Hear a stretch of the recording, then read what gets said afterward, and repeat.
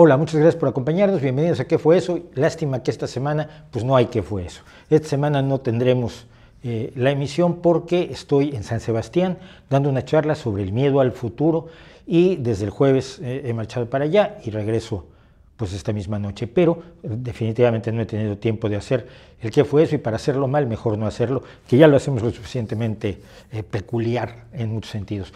Quiero agradecerles a todos los que nos han visto estas 11 semanas anteriores, que hemos hecho un trabajo con mucha ilusión y que ha tenido una respuesta interesante para el tipo de cosa que es, que sabemos que no es de lo más frecuente que se puede ver por YouTube, en fin, que no tengo todas las características y los atributos de un influencer de maquillaje, pero sin embargo hemos tenido su apoyo y se los agradezco muchísimo y vamos a seguir haciéndolo las semanas que podamos. Algunas saldremos de vacaciones, algunas tendremos otras cosas que hacer, pero aquí seguiremos estando.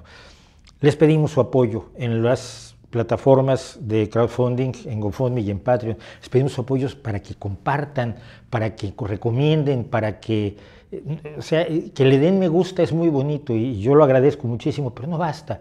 Lo importante es decirle a la gente, mira, a lo mejor esto te puede interesar.